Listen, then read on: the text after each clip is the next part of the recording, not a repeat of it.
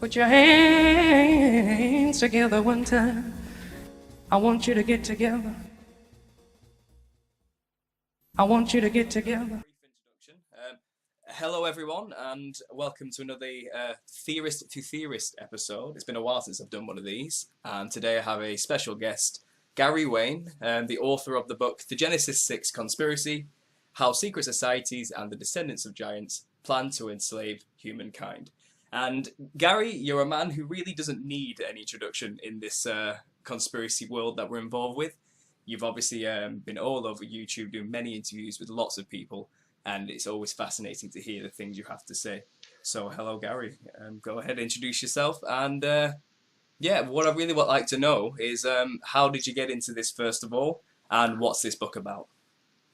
Well, so happy to be here with you to discuss my book and some of the topics that I think that we're going to get into. And so, as you mentioned, my book is called The Genesis 6 Conspiracy: How the Descendants of Giants and Secret Societies Plan to Enslave Humankind, which in itself is a bit of a sort of a controversial title. And so it's a very good question as to how or why would somebody want to get into this. And so it wasn't really my intent to get this deep into it. In fact, it was my intent to just write a book of prophecy. I'm a Christian contrarian, and I would like and I want to get information out there that sort of clarifies things with what's written in the Bible and what the prophecies for the end times are all about and what they're predicting. And so I thought I'd cut my teeth on what I thought would be a very short book. So I wanted to connect what was going on in Genesis 6 with the sons of God going to human females and creating giants, and why giants show up after the flood, and what they have to do with end-time prophecy. And I just wanted to connect all of that together and do a short book and try and get published and set that up for other books. But somewhere along the road to the Colosseum, so to speak, things changed, because as I started to write the book, writing the first 10 chapters came pretty fast on a broad outline, but as I did more research, I found more and more doors to open, and so all of a sudden it went from 10 chapters to almost 100 chapters, and I could have continued to write indefinitely because there's just so much information out there and so many dots to connect. And so that's how I got involved on this, and I find the whole area absolutely fascinating in terms of what happened in prehistory and sort of those ripples and reflections that we see today. And again, a lot of that is what the book is about, and a lot of that is what I post on Facebook and do interviews about. That's right. Well, I follow you on Facebook, and you post some fascinating things almost on a daily basis. And what you did recently about Shakespeare as well was fascinating, and the relation to Francis Bacon, was it, I believe? Well, yeah, and not only with who Shakespeare was, and there's a lot of people out there with a lot of different theories on that, and who and how powerful Bacon was and his connection to secret societies in New Atlantis. But the thing that's really interesting about what Shakespeare does as well with all of his plays, whether or not he's Bacon or he's somebody else or he's legitimately Shakespeare, whatever your perspective is on that, is this was a very well-educated individual who was part of the Spear Shaker Society that was helping to develop the English language. And within his writings, he has knowledge of prehistory, he has knowledge of gods, and he has knowledge of things that are just sort of unattributable to the son of a butcher. But he also gets into the occult side of it. Not that what I just talked about wasn't occultic, but there are more occult things in Shakespeare than people would look at first glance. Everything from fairies and references to giants like in Titania. King Oberon is king of the fairies out of Midsummer's Night Dream. So they have fates, they have fairies, they have genealogies, and they even have jesters and fools in Othello and Winter's Tale that all are occultic in nature and unaccounted for his education level. But he has become like an icon of literature, and for good reasons, because it's very, very, very good literature, but it's also encoded with secret society symbols and emblems and genealogies and history and things in the occult realm like the fairies, for example, or jesters. Well, of course, reading your book and researching the Nephilim myself, and many people listening will understand that the Nephilim are awash in our culture and society since the very beginning, whether we know it or not. So, you know, to find that someone so heavily steeped in the occult, like Shakespeare, let's say, is talking about the Nephilim and demons in subtle ways, is hardly surprising when you realise just how all-pervasive this Genesis 6 conspiracy, I'll call it, really is in human history and the arts itself. And of course, that's just one tiny thing that you write about on your Facebook on a daily basis. And anyone listening, go check out and follow Gary on Facebook, because it's just brilliant, fascinating, interesting little tidbits, which obviously many people don't think about on a daily basis. Now, obviously, Gary, earlier you were saying, you know, this started off as a small project, writing a few chapters here and there, you know, creating a blog that became a small book. But the Genesis 6 conspiracy is an 800-page tome, from what I can tell. And I'm only halfway through myself, up to the Atlantis, rise of the Atlantis and its permeation through history as well. So yeah, I can imagine this has been a long project which you just couldn't help but get sucked into, because it's a topic even I just couldn't help but get sucked into as you know, predominantly a scattershot conspiracy theorist.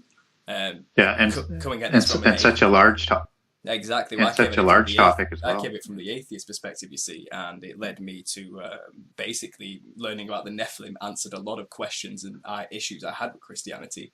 And obviously things like the flood of Noah, which is usually a huge boundary for most people, well, the question gets answered very quickly once you add in the Nephilim into the equation.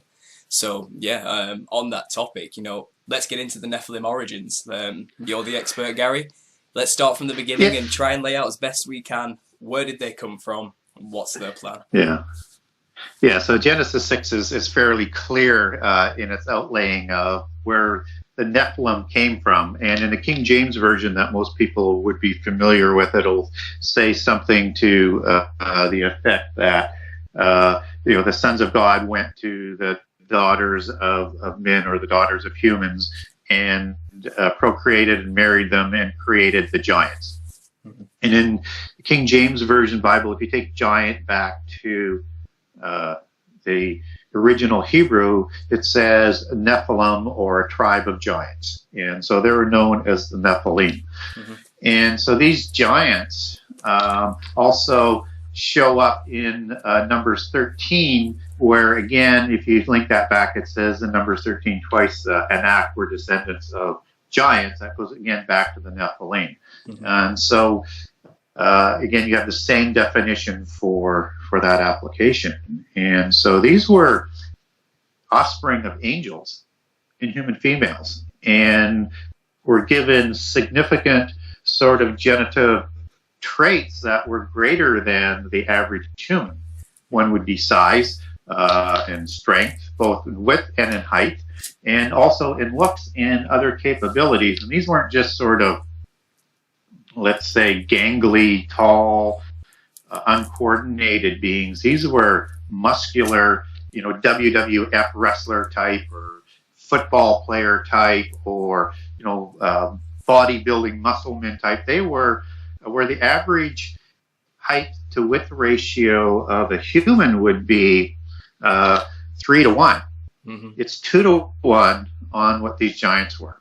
And depending on who you talk to, they were either 20 to 40 feet high, and depending on how you want to translate the book of Enoch, which I don't totally rely on because it's a bit apocryphal and has a couple different translations. It was 300 ells or 300 cubits, depending on which translation you're using. And we're not sure what that measurement of an L actually was, but if it was a cubit, then that would put them like 400 to 500 feet high. So I think that's a corruption in that apocryphal book. But they were, as they're talked about in Amos, as tall as the cedars of Lebanon, which were as high as 35 to 40 feet tall. So somewhere in that range probably would have been the original ones, and they were fleet of foot and very dexterous. So these were the same beings that are talked about in all other cultures around the world. So it's not just a Bible narrative. It's a story that's told in all the ancient cultures around the world, in their religions and in their mythologies and their legends.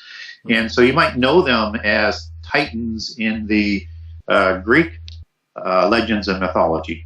And the classic example of that is Atlantis, which you had mentioned earlier in the chapter that you're on in my book. And Poseidon is a god of the gods of Mount Olympus, and is the sort of second set of gods that are created in this world from Kronos and Rhea, and as being sort of the parent gods to the Olympian gods. And Poseidon is the god of the sea who marries a human female, just as in Genesis 6, and her name is Clymene and several other names in different transliterations and legends. And as Plato writes, he has 5 sets of twins, and these are titans, and they become the kings of the Atlantean Empire.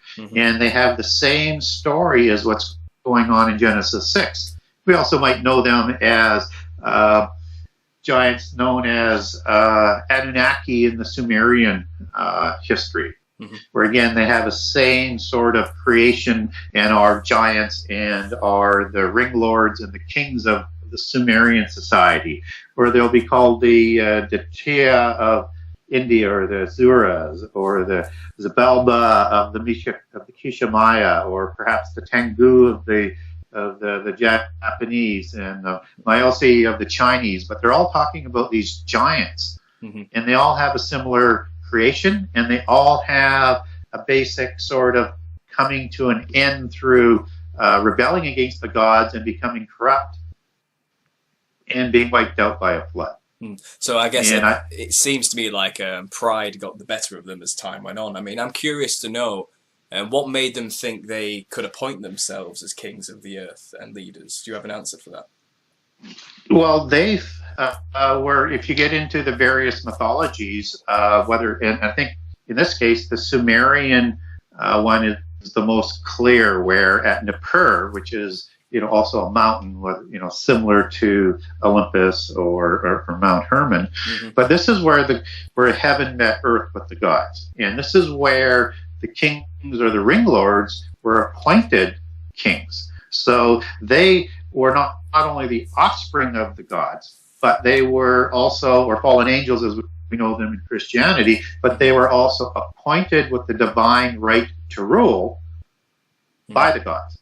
And they were the intermediary between the gods, along with the priesthood that were set along beside them, and the rulers of the various empires of the antediluvian or pre-flood world. And so their divine right was issued from the gods, and that's how they assumed their right to rule. But because of their size, because of their strength compared to the average human, I mean, they easily were able to usurp the kingships and the governments of the antediluvian epoch. And then when they show up again after the flood, and just as it says in the Sumerian legends and mythology, they usurp the kingships after the flood and create the royal dynasties as they come down through history. Right. Well, it's fascinating stuff, isn't it? Well, I think there is a huge distinction and difference to be made, I think, between the pre-flood and post-flood Nephilim as well, because obviously there's arguments as to how that happened after the flood.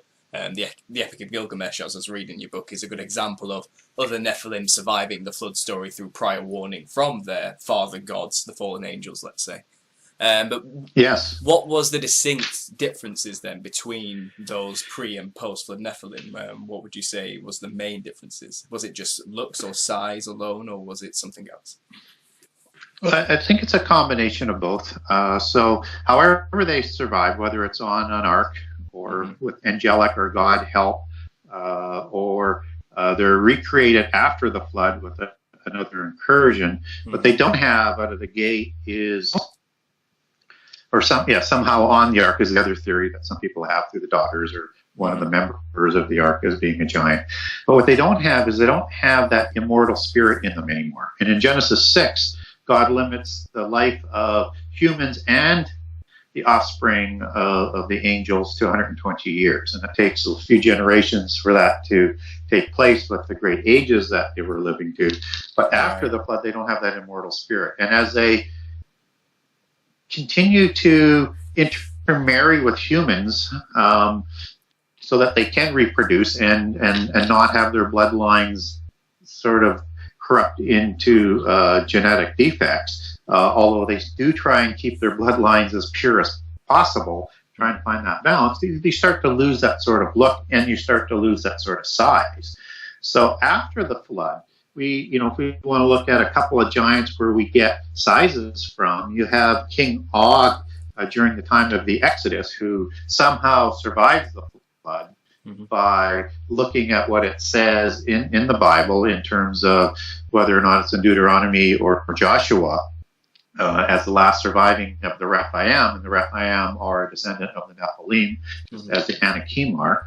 And there's many giant names, whether it's Zanzubim or Abim, and on and on and on in the Bible, of different names of these people of the Middle East that were all giants and all known as Rephaim, that come from the Nephilim.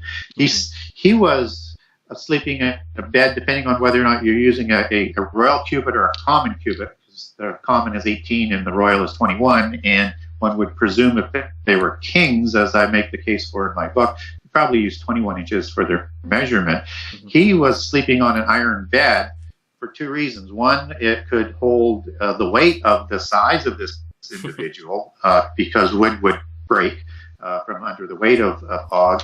And it was somewhere between 15 and 16 feet tall, which would probably put Og somewhere between 13 to 14 feet tall.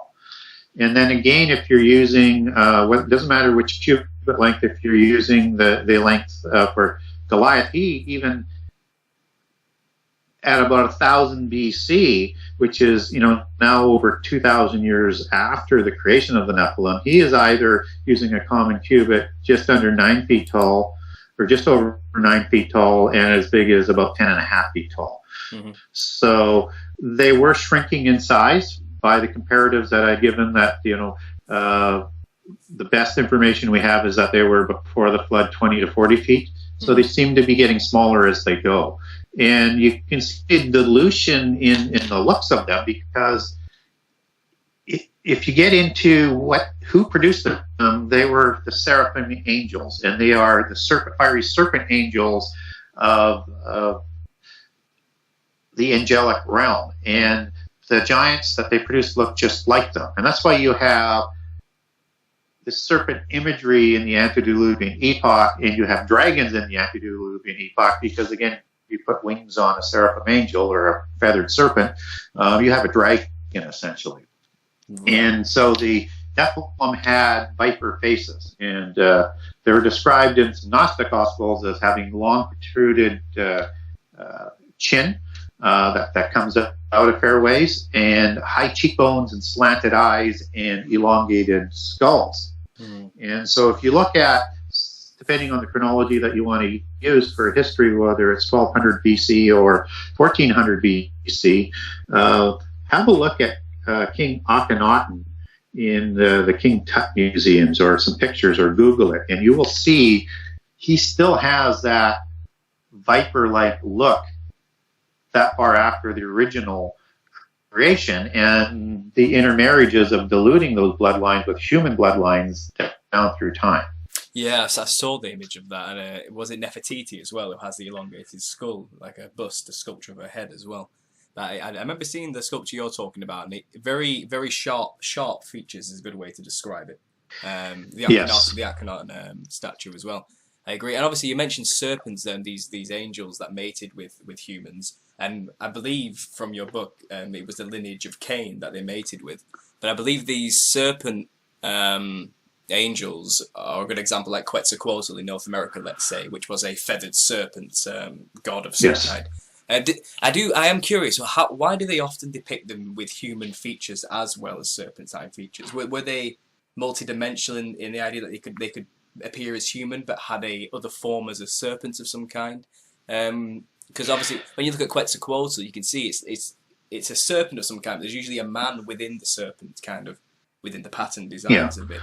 What do you think? And you also see ones that are not just this serpent or dragon image. You also see within Native American mythology and religion of like the Thunderbird type of god, and you have again this eagle god out of Hindu religion that was the enemy of the Nagas, which were the serpent gods. And then you have the Anunnaki that are depicted as ravens or eagles. And so there seems to be a few different looks to these angels of prehistory, just as in the Bible you will also hear angels being described as, with Israel being saved in the Exodus on eagle's wings and will be again in the end time. So there's certainly a relationship between more than just the serpent imagery. And as you mentioned, you also have angels that seem to have the form of a human. So if you're in the biblical narrative about Lot and Abraham and Sodom and Gomorrah after the flood, they appear as humans. And there's also a Christian argument that says that angels aren't able to produce with humans because sex is not permitted, and therefore, the Genesis 6 sons of God weren't angels; they're sons of Seth. So there's an argument on a lot of sides in terms of how this can happen.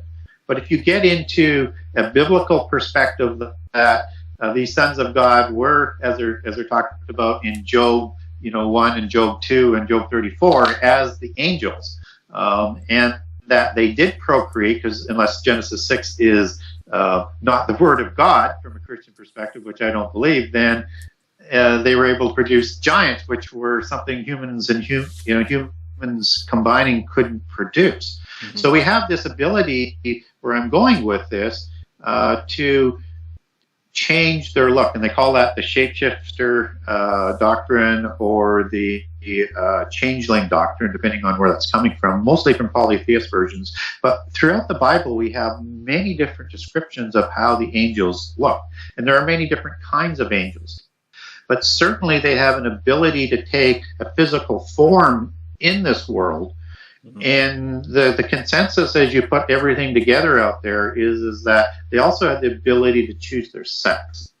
And so when we see different forms of God, whether or not they're in a serpent form, or they're in an eagle or a raven form, or they're in a human form, or they're in a lion form, these are all either different depictions of how what their order is in the heavenly realm, and or the ability to take whatever shape that they want in the physical realm. Well, I think it's interesting as well, as obviously reading about the Atlantean idea, and was it Poseidon who was given leadership over the Atlantean Empire, as far as it was then, before the flood, of course. Was it, I think you mentioned that he started bull cults and the worshipping of bulls and idols and things like that. Is that correct? Am I right in saying that? Yeah, that would be the founding of the bull cult as well, and so or it's just curious, because obviously Poseidon's always pictured as a fish-type god with a trident of some kind, but yet he's associated with the creation of bull cults as well.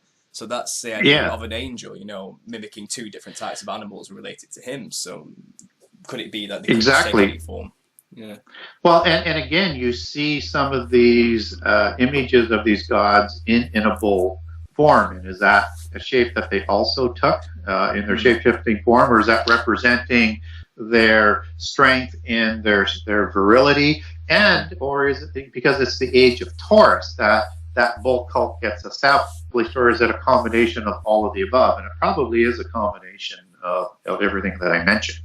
But yet you do certainly get bull type of gods that are out there, whether or not it's further down the road with Moloch, or a Quinatar, or a Minotaur. Those are all sort of bull depictions, just as Horus is part of that bull cult and bull god, even though Osiris' father is a serpent god, right? So you have this intermixing of these allegories in those ancient religions.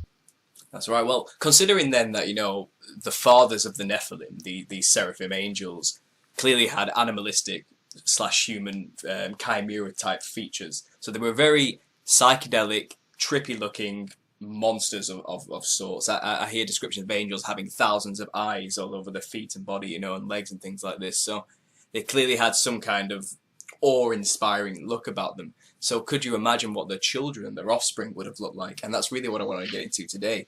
What did the different types of Nephilim, when they were all over the earth, look like? And what stories can we tell about this? What allegories have we got to tell? Yeah, so if we get by the sort of standard one that we see, that is the most common and sort of crosses, all cultures, that is, which is the serpent look.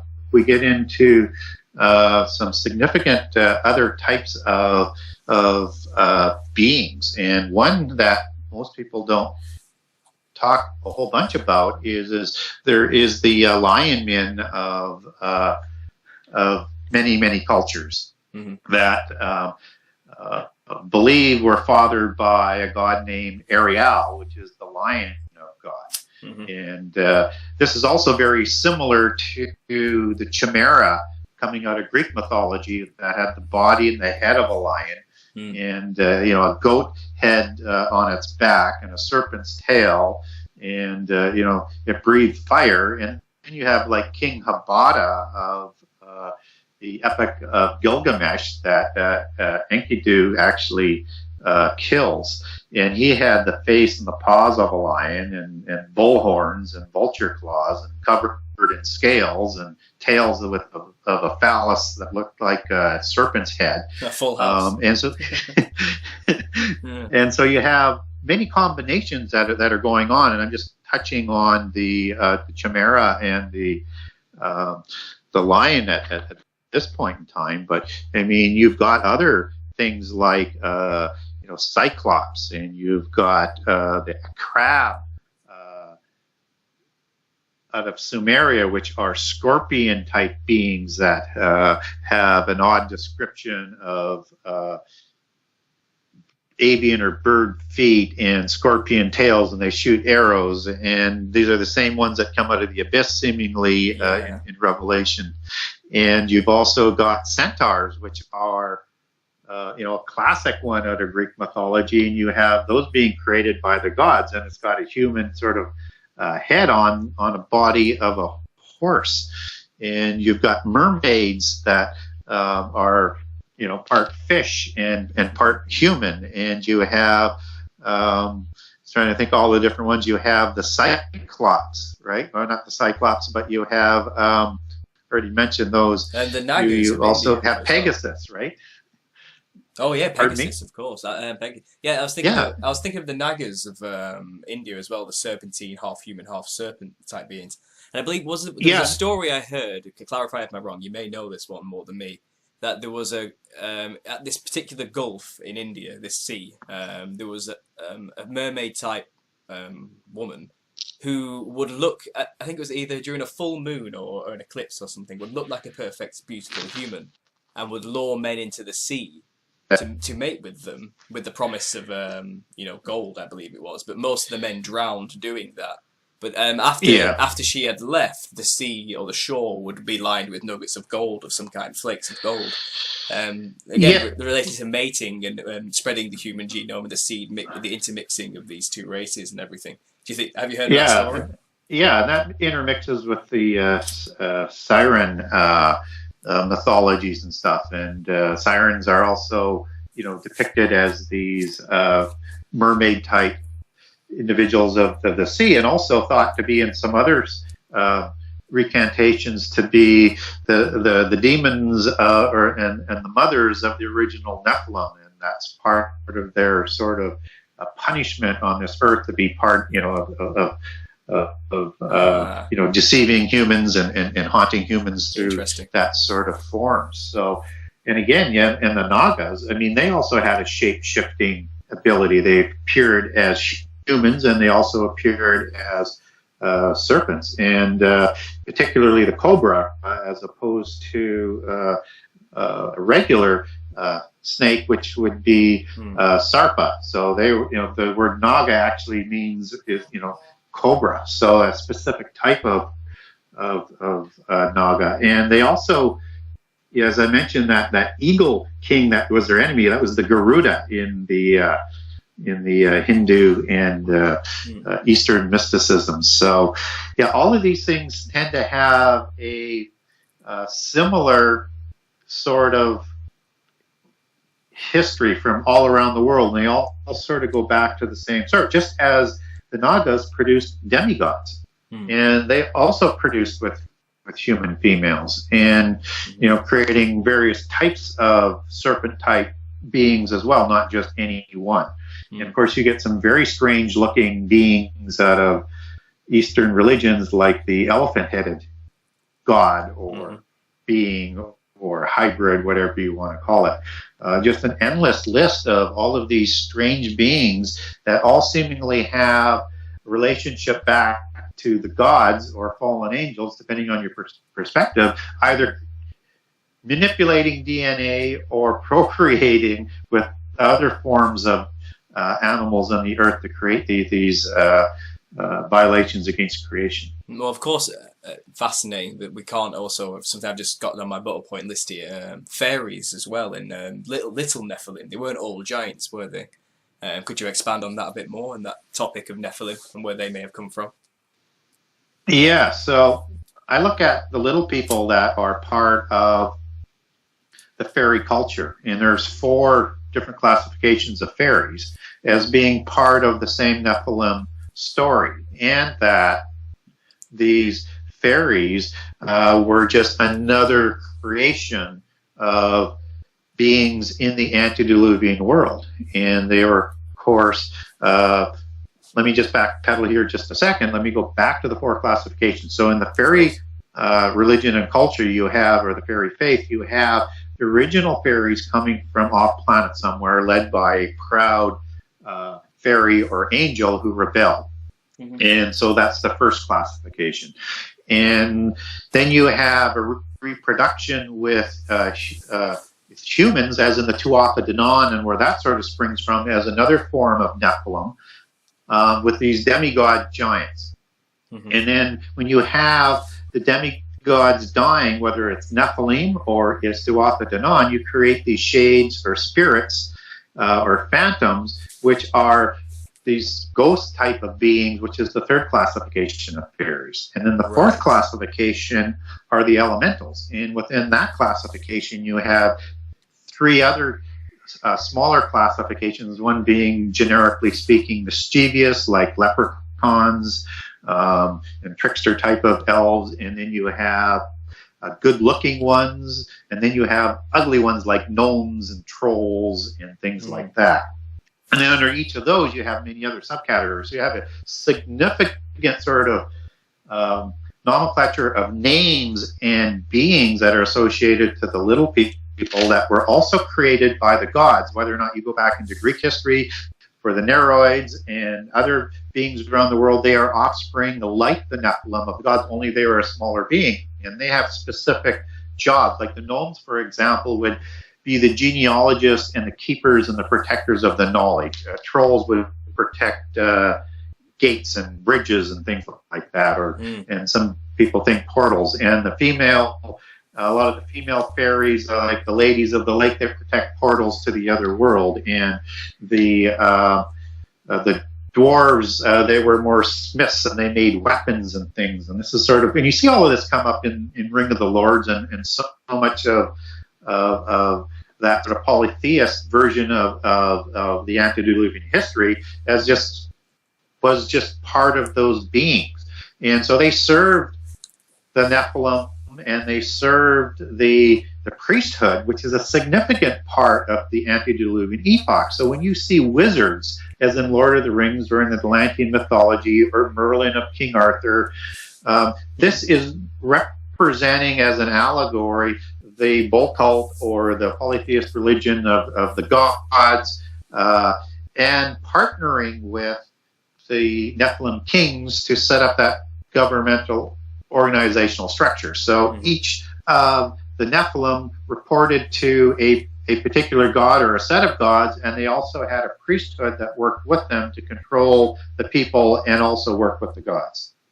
Well, you mentioned long-bearded wizards. I remember reading your book about Atlantis, and they were the class of people who were living in Atlantis at the time. They all practically looked like that.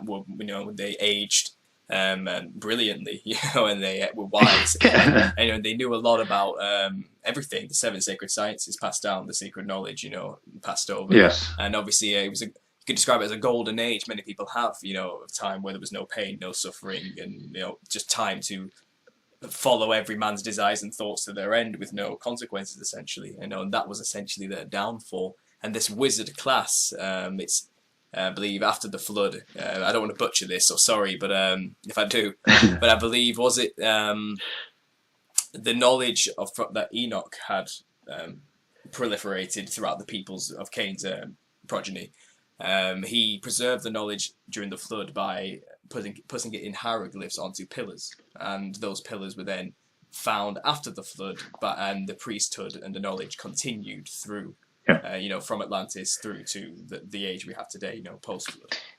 It's essentially correct. And in that version, it's Enoch not only, and it's actually, and then the Masons have two stories. One, Enoch makes the pillars, and one, some of his descendants and his children, Lamech and Tubal-Cain and such, were making these pillars that would put the knowledge on, and the location of Enoch's 36,525 books stored in 9 vaults stacked one on top of each other below the pyramids. This ancient knowledge is also known as the Pearls of Wisdom and other allegories. It's the treasure at the end of the fairy rainbow. It is knowledge. It is the emerald tablet. It is the Shatia. It is the golden apples. It is all of this. Ancient treasure is ancient knowledge that is saved and is reproduced after the flood, and is found by Hermes in this case, according to the Masons, and accounts for all of this sudden knowledge to build Babel and Babel City and the rebellion that's going on with Nimrod. And out of that, you have two major religions being developed after Babel. One is the Mesopotamian religion, where the Magi come from, which are the wise ones, and the astrologers, which are the wizards. And of course the priesthood of Egypt, where Hermes goes with Mizraim and Ham to establish the Egyptian civilization after Babel. And it's a parallel religion with it all has the same source at Babel, which came from the Anti-Globalist epoch, which is the Atlantean religion of astrology and pantheon of gods and magic, and same thing is being set up after the flood with similar types of looks. Because you can imagine an image today that we have of a magician or a magi is very similar to a wizard. That is not coincidence. Well, essentially, Enoch was the first wizard. Nimrod was the second open wizard, or leader at least, of wizards. And I guess Freemasons consider themselves the modern day versions of wizards, holding this knowledge, or the knowledge they believe is passed down. Sure. And 2 pillars is an obvious symbol within Freemasonry, Jachin and Boaz. Yes. So yes. Obviously, and that expand if you could. Yeah, Joachim and Boaz is sort of a lower allegory of the 2 pillars. And as you get to the adept level, you understand those are the pillars of Enoch or the pillars of Lamech in their legends. And you're passing through those pillars as you're climbing up these stairs into the different degrees of knowledge. And so that's what that sort of really stands for. And Nimrod, he isn't really the wizard here. But I'm going to come back to that just in a second. But I want to connect the word craft. So if you're in secret societies and the Masonic order, you're in the craft. And so this is related to, obviously, witchcraft, which is the Druidic religion, which is, again, completely related. And, today and over the last several hundred years, many of the Masons are also witches. They went sort of back and forth because it's the same religion and the same belief system. And if we look at who Nimrod was, he was the son of Cush in the Bible, but he somehow rebels and becomes like a Gibram, which is very much related to a Nephilim, at least as in terms of a tyrant, and perhaps even changes somehow, perhaps even with this knowledge. But there's nothing definitive there other than we know that he rebels. And the Masons now claim him as the first Grand Master of Masonry after the flood. And he writes the first constitution and starts to utilize the 7 sacred sciences with the building of Babel City and Babel Tower, and again doing that to honor the gods as they did in the past. And Hermes fits in because he finds this knowledge, brings it back, partners with Nimrod, and of course Hermes now is the priesthood, just as he is considered a religious figure of polytheism as it comes down through either Greek or Egyptian or Mesopotamian mythology and religions and history. And this is the same organizational structure again that you have being set up, that was set up before the flood, where you have a Nephilim type of giant and a polytheist wizardry type of religion, or a polytheist religion, and reporting to a set of gods. Now, after Nimrod and Babel, I must say that Nimrod will marry into the giants, whether or not he was a giant at that time or not, which is up for a lot of debate. Because again, the giants usurped the kingships after the flood again. So very shortly after Babel, there's a taking over of the royal dynasties, but Nimrod certainly marries in with the giants. Right. So on Hermes, could you just describe more about him and who he was? Just for my own, I'm interested in that. If you could just expand on that a bit more. Well, he has a few different sort of histories, and there's three sort of different versions of it that kind of come together. And people may understand it as 3 times Hermes or the Trismegistus. If I butchered that, I'm sorry. We struggle with that one. Trismegistus, is that it? Yeah. Something like that. And okay. Yeah. So as it goes back, you have a Hermes that is a godlike figure in prehistory, and that's very similar to, let's say, the Thoth god of wisdom out of the Egyptian pantheon, who teaches and forms a priesthood. And this is called, the Sabeti, the followers of Horus, the companions of Horus, the Shemtiu, the 7 sages, the Naga priesthood. It's that same sort of ideology that's going on here, where the gods will create this priesthood of bloodlines, which are kind of like another religious bloodline as opposed to a military bloodline that the Nephilim are, to house the knowledge and to develop the knowledge. So that a god who produces that sort of priesthood. The next one is that he was Enoch, son of Cain, in many of the histories as it takes back to it. So it's an individual in the antediluvian epoch, whether or not he is human or he is demigod. He is at least got some human sort of nature to him. And this again is starting to represent that religious bloodline as what Enoch does and what his progeny does down through Tubal-Cain, who is also considered the prized artificer of metals in the Masonic belief system. And then you have a couple of individuals after the flood, one being Hermes, that's talked about at the time of Nimrod, and begins the development of the 7 sacred sciences and polytheism again after the flood. And then another one that's later on that is related more to the development of alchemy in Egypt. But these are all combined into that thrice greatest Hermes. And so I think there's a couple of things going on. I think there is a specific god. I think there was Enoch, and I think there was somebody after the flood. So I think there was 3, and it's all been sort of enfolded into one sort of ongoing mythos. Perhaps it's like a spirit of Hermes that goes on through generations and throughout time, and usually embodies this priestly class who harbors the sacred knowledge for their own gains and purposes. And that spirit of that is so fundamental and constitutive to their belief system. Right, I see. Fascinating. Obviously, we went on a bit of a tangent there, but I have a look at me taking notes. Back onto fairies very quickly here, just to sum up. You say that the kind of a subservient class. They were kind of slaves to the Nephilim themselves. So obviously, all the Nephilim didn't get on all the time, happy and lovey-dovey like brothers and sisters. There was a strict pecking order with these people, and these lower, smaller, weaker Nephilim, it seemed to have quite menial tasks of, like I said, guarding gates and bridges and like I said, portals. Yeah, portals. So basically, they were just the guards. They didn't have to think much in what they did.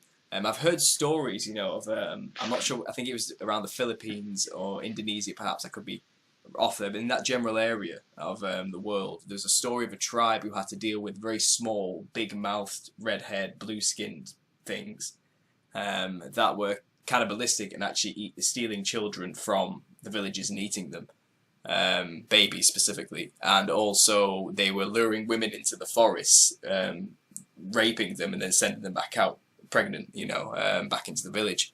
So the people made a deal with them and said, look, we'll give you food on a regular basis if you stop eating our babies. And they agreed. And then, sadly, very quickly, they broke the deal, stole another baby, and this tribe went to war with them and completely wiped them all out. And that's kind of their oral tradition to spread that story. I don't know if you've heard it or not, but that's something I've heard before. Yeah, those are very, very similar stories, and some of them are called forest people. Mm-hmm. The little people is, again, one of those things, whether it's pyramids or it's giants or this polytheist religion or it's serpents or it's dragons, they're in every culture all over the world. And they somehow seem to survive the flood. And in one of the classifications I mentioned, under the gnome classification, where, they're involved genealogies and knowledge, they're also involved with antediluvian technology. Right. And so out of kind of your neck of the woods or island, there is a tradition of fairy abductions, and they come through fairy shays or fairy mounds, and they have flying machines and great technology, and they kidnap people for a fortnight. And I actually include one of these fairy abductions in my book as you get further into it. And the description is identical to what we would know as a gray alien today. And of course, they're doing the same thing. Yes, I was going to mention that. I have alien greys, and I was going to ask you where do they fit into this, Gary? You've read my mind. Can you? Yeah, and so again, in the alien mythos, there's many different kinds of aliens, and I've described one, which would be like the grey neighbors that they would be called in Scotland, for example, as I recall. And so this is one classification that have flying machines that come through portals, whether or not they're under the waters, that are guarded by fairies, fairy women, as I mentioned, and are sort of kept alive in stories like King Arthur, or the fairy shays or the fairy mounds or fairy dolmens, because dolmen means portal.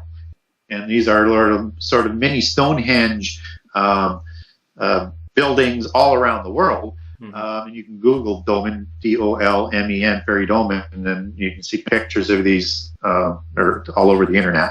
And so what I think is that they are definitely one aspect of the alien mythos, and it's also why they're kept alive in so many other non-Christian sort of literature and things, and whether or not it's in Shakespeare or it's in The Ring of the Lord, it's because these were beings that were in the antediluvian epoch, and again, somehow they survived the world, either off-world, underground, with God's help, or with technology. When I say gods, I meant small g gods, plural, to survive the flood. But you also have serpent-type individuals, right? You have the lizard people. And again, is this some sort of, but they're not giants, right? They're just, reptilians. And again, is this somehow the gods or the fallen angels saved some of the original serpents that were in Eden before their fall? Because we understand that these serpents were a very intelligent being. And in Genesis, they're a crafty, intelligent animal. It could speak. And in other accounts, out of Gnosticism, for example, they're as big as a camel, and they could do all the work for humans. And they were, before humans were created, they were sort of the king of the beasts.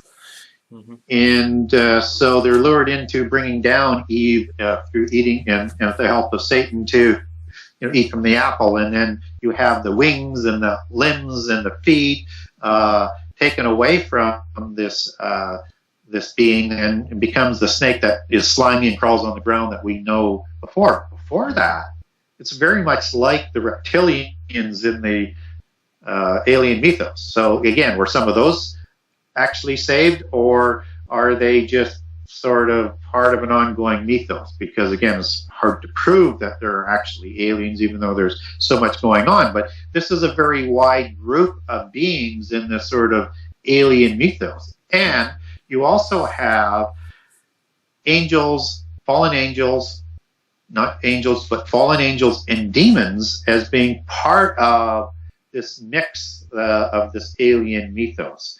So there's different levels of these aliens. And from a Christian perspective, and I'll write a little bit about the book, I expect this is going to be part of the end time deception. And that it would not surprise me that there are these actual beings that somehow survive, just like other Nephilim survived after the flood. No, yeah, I agree. When it comes to aliens, reptilians are a common reoccurring theme. You can't talk about aliens without talking about reptilian shapeshifters. That's a huge topic in the conspiracy world as well. And obviously, I've always seen in many films and references, there's a film called Midnight Meat Train, which is quite dark, which is specifically about reptilians living underneath cities in their own tunneled systems, in which people have made a deal to sacrifice or give them food in order for them to not come to the surface and, take everybody out. That's obviously quite a Hollywood dramatized version of the same topic, but the idea that they're subterranean means they could have easily survived a flood, let's say.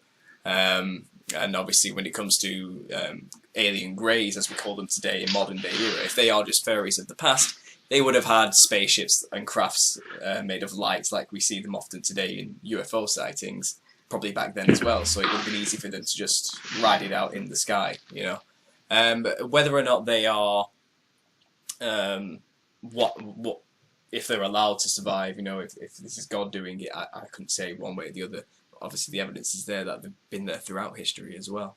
Yeah, fascinating subject. Obviously I am inclined, like most researchers in conspiracy, to believe that it's either demonic in nature when you see a UFO manifest today, because they seem to be related to light more than anything physical. It could be a fallen angel manifestation because they can be physical and non-physical. Yeah, and they have the ability to shapeshift. Exactly. It always seems like UFO sightings, I've seen a few myself, it's a shape-shifting light of some kind which seems to swim through the air like it's water, like a fish would. Yeah. So it's organic in some respect. It's a living organism in some way. Well, how come? Why they manifest? Whether they're physical or spiritual. Obviously, the Nephilim disembodied spirits are now demons. Are they coming back? I don't know. Well, and it can be both, because if you get into Jude 1:6, it talks about these angels that reproduced with human females in Genesis 6, that they left their habitat, they left their place in heaven to do this, and that word is oikoterion in Greek, and that's a dwelling place for a spirit. Right. And then in 2 Corinthians 5, it talks about putting on the clothes, and the only other place where oikoterion comes up again in the Greek of this dwelling place for the spirit, where they're going to put on different clothes. And so it seems like they have an ability to be spirit in this world, or put on the clothes of the physical world in any sort of form that they want, in that changeling sort of doctrine that I talked about. And then, of course, demons are the bodiless spirits, as most have come to understand Nephilim, just as Jesus talks about demons in the New Testament, and the most famous one being Legion, that are afraid that he's going to send them to the abyss, right, with the other co-conspirators and worst of the demons before the time of the judgment. And so we know demons are real, and they have the ability to possess. And so there's a difference here. And as you get into different aspects of the occult to understand this, whether it's the alien mythos or the occult, it's that you have an avatar process and you have a possessing process, and they're a little bit different. So an avatar process is more, I think, implemented by a fallen angel, where it doesn't need a human body, but it can use them. But possession is generally done by demons, and all sorts of horrible, ugly things sort of manifest in the body. And they don't necessarily have complete control of the body, but it's not sort of this same understanding of what an avatar effect is. And again, that could be a different process of the different types of individuals, because demons are the bodiless spirits of the giants, and fallen angels are still very powerful beings. Well, in terms of demons, it's a common subject on my channel anyway. It's something I like to study deeply. And I think it's understood, obviously, demons are persons without bodies, so the disembodied spirit of the Nephilim. To them, being without a body means they can't experience anything because they have no senses to experience the pleasures of this world with. So the concept is they'll live in your body as though it was a home of some kind, and many of them can, yes, and vicariously live through your sin. They'll experience well, whatever you experience through your absolutely. Senses, And as they guide humanity in whatever forms of possession and contact that they have, and there are several, or many, they seem to be pushing us in a direction where we are going to either create clone bodies or transhumanism bodies or bionic things so that they can actually have a body of their own. Because as you correctly stated, is that because they're not allowed into heaven, demons, and they're confined to the earth, and their original bodies died out, as I talked about in Genesis 6. Their bodies died, but their spirit wasn't permitted to go to sleep. And so they wander the earth, and the only way they can really participate in any sort of enjoyment, I suppose, at all, or sense of feeling, is to possess a body. But possession is not always full control of the person. Like they want to fully move them, and like a machine.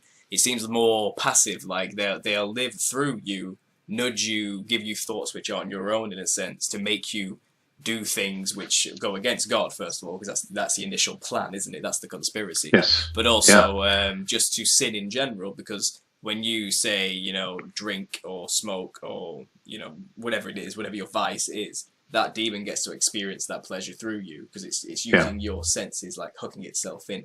But it very rarely takes full control of a person to dominate them. In most cases, it's when they're found out they start to do stuff like that, when they panic, I guess. Yeah. And there's a tradition that sort of comes up around these bodiless spirits, and they're connected back to the demigods and to the Nephilim, is what we talked about. And we might recognize that, or people may recognize that as in hero worship that evolved in the Greek tradition, where the ancient hero, which is a titan, and again, a reflection and an allegory today used by superheroes, of these demigods whose bodies died, but their body didn't go to sleep. They would go back to their original realm or kingship or wherever they were from, and they would haunt the people. And they used to do rituals and sacrifices to appease this demon spirit and to leave them alone. This is also kept alive in ancient Taoism, which people know as Taoism today, so D to a T. And they were called vagabond ghost spirits, right? And again, they would protect their houses with charms and things like that to ward these spirits off of these ancient rulers.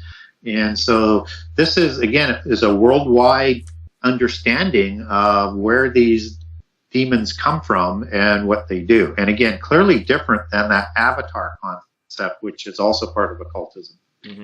Well, it's as though, to me, though the fallen angels may have lost their children, they've gained an army for the future, which is wreaking havoc today in the spiritual realm, So they've used it to their own advantage. Now they're using their own children to their agenda and advantage, which is quite disturbing in of its own right. The Nephilim, to me, is a sad story. They have no choice.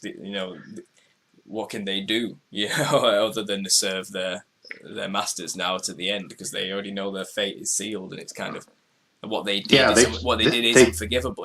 This isn't sympathy for the devil. I mean, these things were hideous, disgusting monsters that did some heinous things.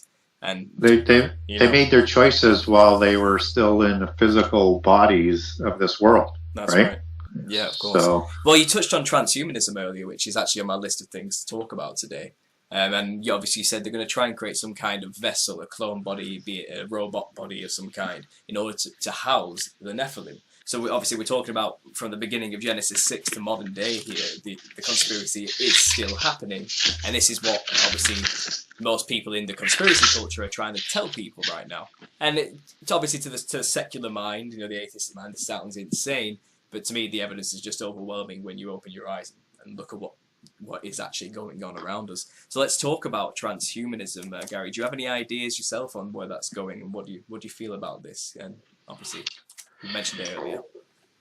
Yeah, I think transhumanism is again part of that greater new man, as it was known in the 20th century with Nazism, or genetics. It is all part of that greater Nephilim concept.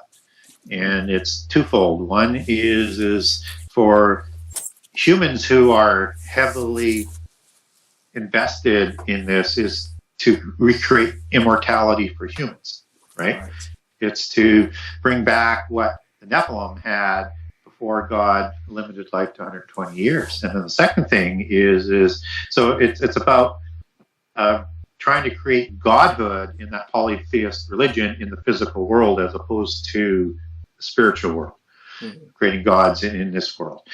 And secondly, demons need a body, so they need humans to develop something for them to occupy that isn't going to be fighting against their occupation all of the time. So it's got to be done through either transhumanism, robots, or clones. Yeah, a vessel which the Holy Spirit can't dwell in, essentially. Yeah, it needs they need a dwelling place for the spirit, like a Terran. That's right, and that's obviously what the agenda is today. You know, this is the conspiracy we're constantly really trying to reveal. The big thing around the corner, the mark of the beast, you know, along with CERN and the D-Wave computer, which seems to be like a glorified high-tech Ouija board. You know, the ability to communicate to and fro dimensions in this respect. So, what do you think? CERN has a lot of occultic relationships, and there's a lot of speculation on it. It's also matched up with one of the, as I understand it, the 5 quantum computers in the world. And quantum computers is about interdimensional sort of options, right? So you have a computer that is able to work in different dimensions. Right. And it's odd that that's matched up with CERN. And then CERN, it comes from, there's 2 gods in mythology that have that name CERN. One is Cernunnos, which is a druidic god, and it's very much in that sort of Azazel, Baphomet, bull cult look is what his look was, and he was a fertility god, and very, very almost identical to the god in Etruscan mythology or religion that was actually called CERN. And all of these are pretty much identical with the Pan god. And so it's interesting that you have, and Pan is associated with Azazel, just as the descriptions are associated with Azazel, who is the leader of the Watchers, who created the Nephilim, who was put into the abyss. Right. And just as we talked about, is that you also have these crab beings that are also in the abyss that are going to come out in the end time. So one wonders whether or not they're trying to create the key to the abyss to unlock the impassioned fallen angels who procreated before the flood and perhaps also after the flood, like Azazel, and the worst of the demons that were also locked in the abyss, to open that up to bring on the end time. Because all of the imagery and the technology would suggest it's kind of pointing in that direction. Yeah, it seems like they're intentionally trying to bring in the end times. I'll agree with that. And obviously, we're talking about the key to the bottomless pit here, and what will come out are these, what do you call them? A crab. Crab. Is it just crab, is it? Yeah, no, it's an ancient Sumerian name, and it is a ancient sort of Hebrew word for scorpion. Okay. And it's AQRAB, as I recall the spelling of it.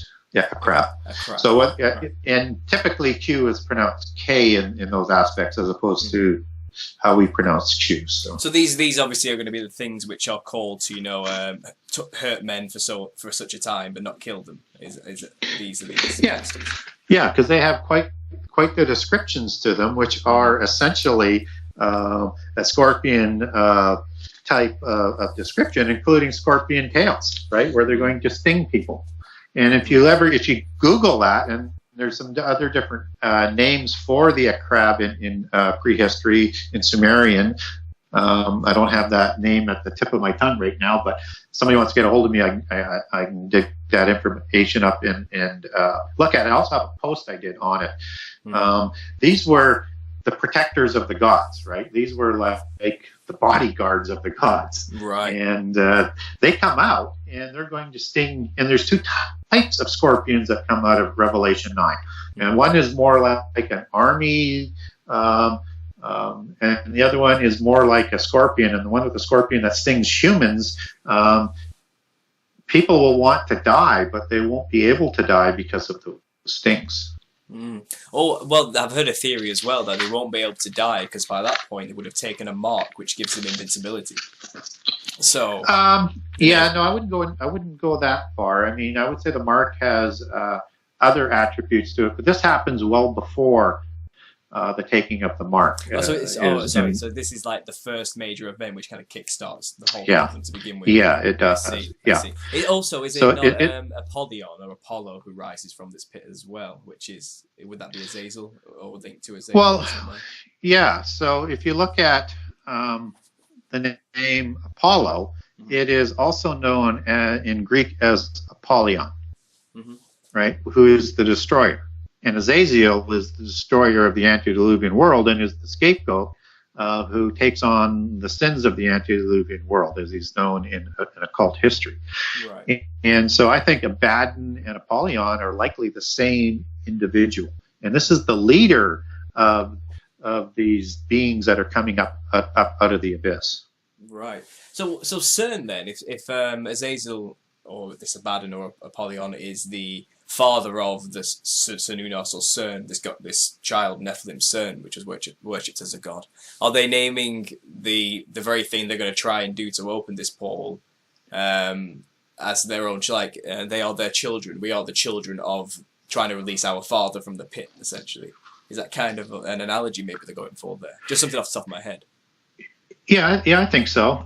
But also understand that the forces that are driving this technology, and if they are trying to create a portal to open up the abyss to bring on the end time, their belief system is a little bit different than what a Christian's or a secular belief system might be, or perspective on this. Everybody looks at like, who would want to bring on the end time? Well, these people want that rendezvous with destiny. They want that showdown to fight for their freedom. So they want to bring back their partners to bring on this end time, this showdown with the God of the universe, to try and win their own realm. And they believe they can win. That's incredible hubris. That's pride beyond belief, isn't it? Well, obviously, I think many people who work for CERN as well may be ignorant too, and actually more have just an atheistic, scientific kind of mindset, and very productive people. So they just concentrate on their work and getting the job done rather than the morality behind whatever it is they're doing. So I think there's that to play as well, isn't there? But the leaders of this obviously symbolically have already spoken with their words and their names what they're actually trying to do here. So how that breaks down is that if you're a fallen angel and you've already lost the rebellion before, and you know the omnipotent power of God, you know you can't win, right? And if you're a demon who are the offspring, you're going to know the same thing, because now you've been trapped for a very long time. So all they're trying to do, and certainly when Jesus in 1 Peter, he goes into the grave, when he's in the grave at the time of the resurrection, he speaks with these individuals, and he's there to tell them that the rebellion's over. So all they're trying to do now is to mislead as many humans as possible to bring them down with them, because their fate's already been sealed with the rise of Christ. And so what is going on here is that they are deceiving humans to believe that they can win, and that they have to fight in this rebellion, just as you've got an interesting alien mythos allegory with Star Wars. You have the rebellion fighting against the dark lords of the universe, and that's the inverse sort of allegory of what we're talking about here, that humans are going to have to unite to win their freedom away from this oppressive God of the Bible and to become gods in this physical world. Well, ideologically speaking, I think there is a rise in atheistic New Age socialism, I guess is one way of describing it. And the youth themselves are kind of going that way of ultimate rebellion against authority and cultural norms, and the hope to kind of break down everything that already exists for a more, down with traditionalism, more postmodernism. Let's deconstruct everything and break it down to nothingness and ultimate nihilism, essentially. And obviously, with a revealing of the Nephilim once more, I think that many people, especially my age, around 20 to 30, are kind of primed and ready to receive some kind of alien or something. It's anything bigger than themselves, let's say. And they aren't looking at it like a Christian looks at it. Like you said, they see it as finally something interesting is happening and they're going to save us from ourselves, not knowing we already have a savior who did that for us already, and this type of, again, the misleading of many. I see it happening, and obviously there's nothing we can do about this. It's prophecy. It's going to happen anyway, and the world is going to crumble away. I mean, do you have any opinions on this, or also some advice for people who struggle with these concepts? As someone who's had to think about this for a long time, Gary, I'm sure. Oh, absolutely. And I have respect for people who have asked hard questions and have done research and have made an informed choice, whether it's a correct choice or an incorrect choice. They understood to make a choice and what they believe and what they're going to try and do about that. Mm-hmm. Trouble is most people don't do that. Most people are just they go along with the flow, and they don't ask these questions, and they're easily deceived. And I think my advice for people is that you have to ask hard questions, because there's so many superficial pieces of propaganda that once you get underneath it, you either find two things: A, it's meaningless, or B, there's something more going on. And unless you get there and continue to ask those questions, you're going to be easily misled. And in the end time, it's a specific generation that is predisposed to be easily deceived. Mm-hmm. And even the elect will be deceived if that were possible, and apparently it is. So we won't even be able to trust our spiritual leaders to a certain degree, because many of them are going to be deceived or are already part of the spurious forces as moles and are going to be trying to mislead us. So the propaganda, the brainwashing, and the manipulation is huge. And the only way that you can break loose and wake up is you have to start to question things in a logical and critical way. Mm-hmm. And people think that that's what they're teaching people in university, but they don't. They're not teaching them to ask critical questions. Mm-hmm. They only ask critical questions with one specific bias. Mm-hmm. Well, like I said, Gary, I mean, to accept the truth and concepts like this to most people in this world today is ludicrous and insane, as sad as that sounds. However, when you do just open your mind and drop biases and just observe the information for as it is, you can't really deny the existence of the things we're talking about. And I don't think many people are really willing to cross over. I think there's a lot of self-delusion and denial about some of these things as well, coming from a lot of people. I'm not sure how we can solve that problem, but I guess the gospel is doing a pretty good job. So I have faith more people will wake up as things ramp up. What do you have to say here? What's your thoughts? And I agree with that. And there's only so many people that are going to wake up. And that's so tragic. But everybody is here to make their choices. And the choices that are in front of this generation are huge. And I get brainwashing. I get what happens in school. I get what happens in the media. I understand all the literature and the entertainment is designed to overload you with occultism and a specific view of where they want you to go. And they're telling us in advance of what they're going to do and what's going to happen in these stories. So I understand all of that, and it is very, very tragic. And all we can do is try and communicate, A, from being a role model, and B, as clearly and without significant judgment or venom or anything that's sort of unchristian in a way that maybe they'll remember it. And when things start to happen even more, it'll trigger that memory and say, hey, something's not right here, and they begin to wake up. Well, I said that's a good point. I said in the past recently on a podcast with Dazzling One, something along the lines of this, that I believe all this research we're doing now, which I've been doing for the past 5 years, and joining this culture online, which is all getting involved in learning these truths together. I think there may come a time where this gets taken away from us, and it may not be as easy for us to communicate these ideas as it is right now, because there's an agenda against the truth, sadly. So if perilous times do come, and let's say the electricity goes out and people have to revert back to a very basic form of living again, which they may not be prepared for, and so forth, it's people like us who have sounded crazy to them in the past in our immediate surroundings who talk about these things. They'll quickly come to us and say what's going on. I think they will remember that they said something like this was going to happen. Maybe they know what's going on. And I think all this time we've spent researching and learning about these deep concepts and sharing our ideas is just to prepare us to tell people when the time comes what the truth is, because there won't be many people who know, and there'll be a lot of people looking for answers and terrified of what's actually going on around them. And if we can be there to calmly make sense of their situation and give them context to what's happening to them, hopefully it won't send them as insane and deluded and as evil as predicted, like all the movies have programmed people to be violent and vicious and every man for themselves. It doesn't have to be like that. Won't be like that. I mean, the deception will be so good that people will choose in that direction because they are expecting utopia and godhood. Like, this isn't a bunch of people growing horns and stuff and becoming.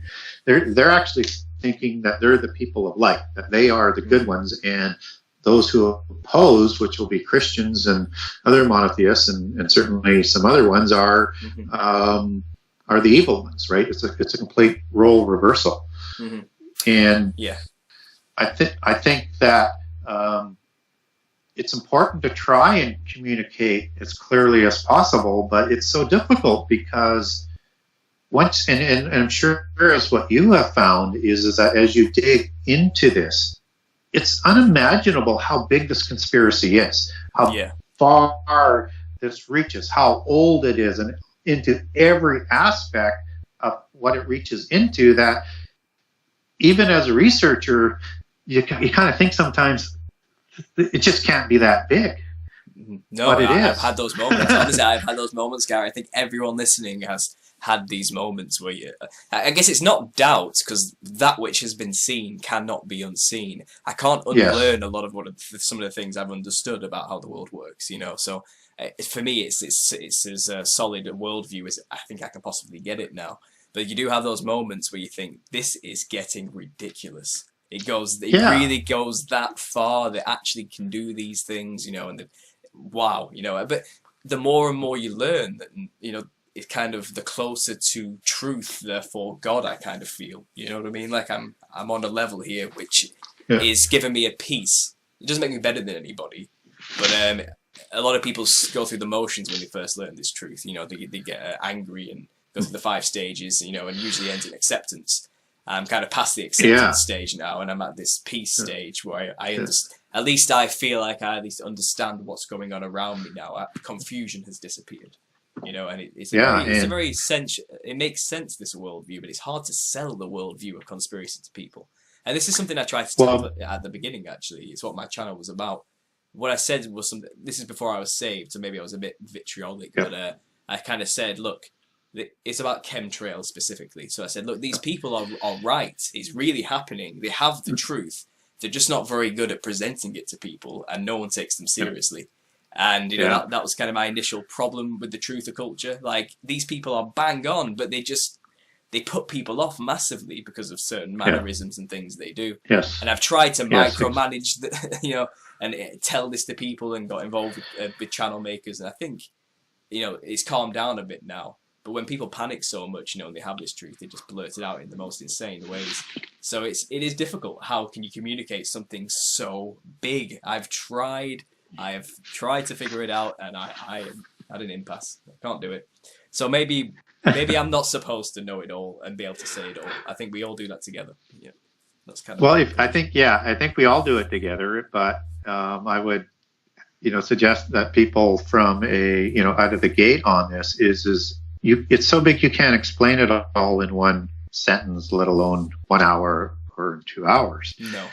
But if you are actively communicating this, what you want to be able to do is just have them come back and to read more about your work, or listen to you more on interviews, so that you invite them in to want to learn more, because what you are saying does make some sense, and you don't sound like a crazy person, and you don't sound like you're making things up, and that you base everything on proper research.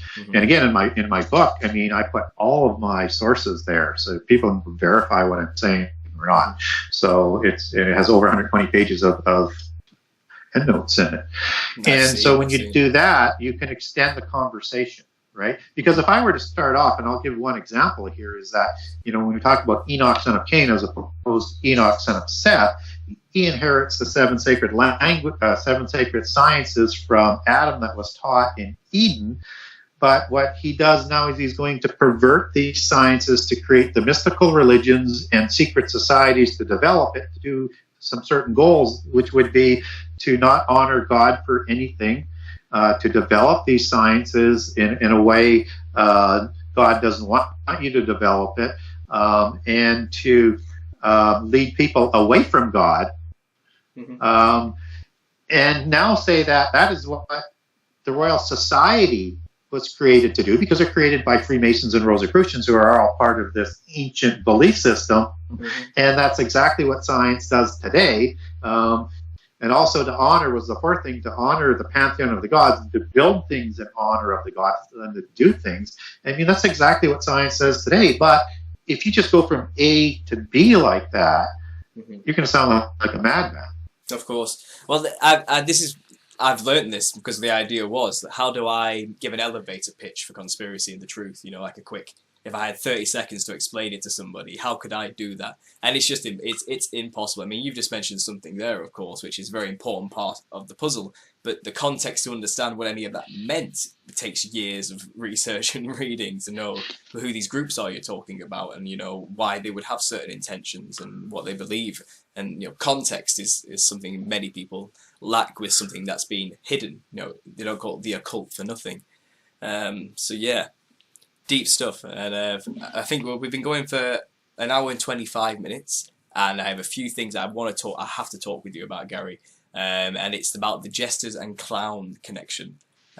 Something and people who follow my channel will know about. It's a series I have going, where I've found archetypal similarities, symbolically speaking, for the clown, the westernized image of a clown, and even many Eastern versions of jesters and clowns are very reminiscent of descriptions of the Nephilim. Do you have any thoughts or input on that idea of the jester, the clown, the Venetian mask, let's say, and things like this? Where do you think that came from, that symbology? Well, I think you're probably an expert in this area, and for me, it's kind of a off sort of shoot area, which I find fascinating. And but yeah, definitely, this whole clown, trickster, jester, joker, fool allegory is directly connected with prehistory and the religions that roll down through history, through magic and other forms and rituals and occult rituals, and is part of that whole spurious system. And again, it is a global-wide phenomenon.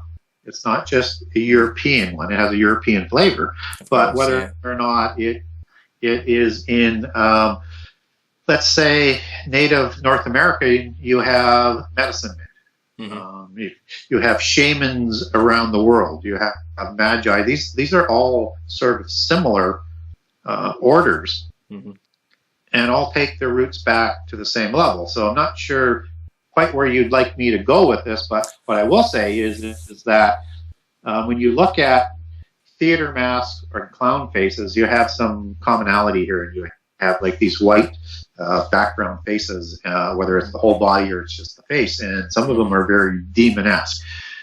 This goes back to a reflection of the demon that's within, and whether or not that's a possession or it's an avatar, which is all, again, part of the spirit of the trickster, as it goes back into prehistory.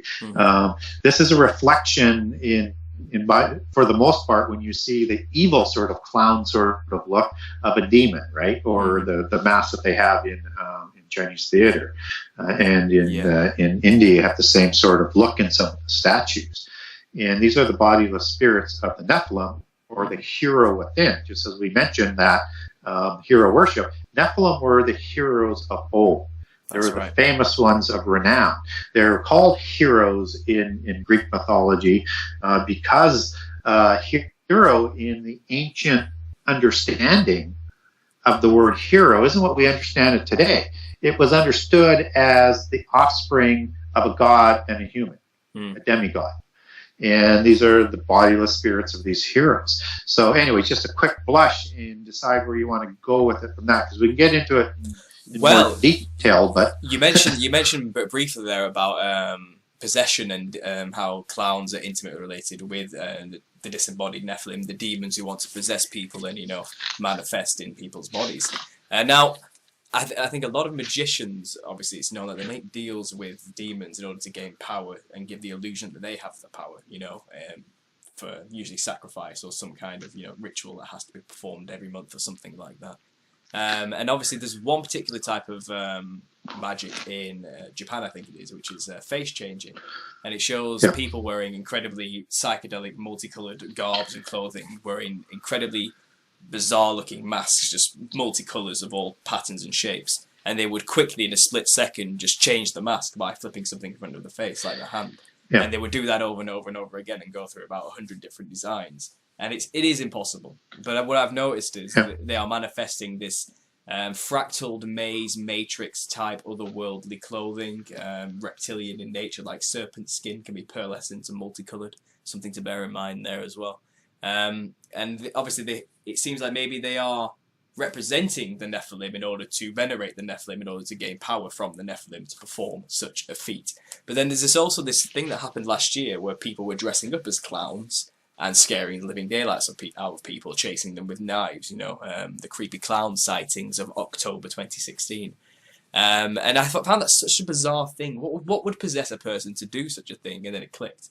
I think maybe what we were seeing there was a physical manifestation, albeit in a very crude way, of a clown costume, representing the very entity which is possessing such people to do such things.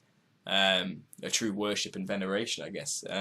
Now, the reason I say Nephilim look like clowns is because the stereotype clown is a white skin, wild red hair, and with red around the mouth, like blood, so cannibalistic in nature, and a big bulbous red nose, which, if you go to festivals of Basel in Switzerland, every year they do a festival, and big-headed, pale-skinned, crazy-haired masks are put on people, which are huge, with big mouths and big bulbous red noses. So maybe, I think, the reason I'm asking you, Gary, is you know a lot about the Nephilim. What is with this pale skin and red haired Nephilim style? Is there a link there between that and the archetype clown? Yeah, there is. And when you get into the details of what some of the Nephilim look like, other than the obvious facial features that we had talked about earlier, they were known to have very pale skin. And that's why, the Tuatha De Danann, as the fairy people, is a connection there from an allegorical perspective, because those are the fair folk and the fairy people. And they also had two sort of distinct sort of hair colors and eye colors as they go down throughout history, through whether or not they're the Aryans or the Tuatha De Danann, and both are related. So you have the red-haired and hazel-eyed noble Celt, which Dracula is basically based on. Yeah. And the drinking of blood is another notable Nephilim trait. And you also have the blonde-haired, blue-eyed ones. And so when you see giants that are being discovered with their bodies, even though their skeletons and things don't tend to last that long, you see certainly a number of them in North America and in Peru where they have this red hair. And if you get into Atlantean mythology, again, they'll describe both of those hair colors, or the ancient Kishamaya history. So that red hair is one of the significant descriptions, and the hazel eyes with the pale skin, one of the two types that sort of come down through prehistory. Yeah, brilliant. Yeah, obviously, thanks for saying that. It just gives me more things to talk about in future videos. You know, about specific examples of them with red hair. I understand there was a very recent altercation between an Indian tribe who had to deal with red-haired giants. I think eating their children again, cannibalizing their tribe, and they smoked them out in the cave they lived. And I think bodies were found in there at a later date and removed by the Smithsonian, I think, or something like that. But that's a recent case of an altercation with Nephilim, which may still be here.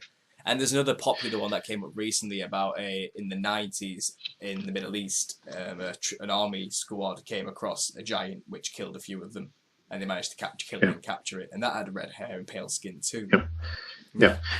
And so let's make a couple more connections to sort of underline that, because the modern clown is just sort of an evolving sort of picture of where all this sort of comes from. Yeah, caricature is the word I use. Caricature, it's a cartoon idea, isn't it? As I mentioned, it's rooted in the trickster spirit of prehistory, and that's why it's related to jesters and jokers and fools and shamans and magicians. But I'm jumping forward there, but it's rooted in the spirit, which is of the gods, demigods, and heroes, right? And as I talked about, they have a spirit that's within them in this occult sort of nature. So they're either being possessed or they're avatar, and they were all tricksters and shapeshifters and or monsters and givers of knowledge, right? And creators of chaos. Now, what's important about all of that is that when we look at these beings that are coming down, they are being represented in these sort of caricature looks as being part of that whole look that comes down out of prehistory. And as we connect that back to the two different colors of hair, and you don't see much for the blonde hair for some reason, but go back into, let's say, Norse prehistory, and you have the Asgard gods. And amongst that one god is a particular one called Loki.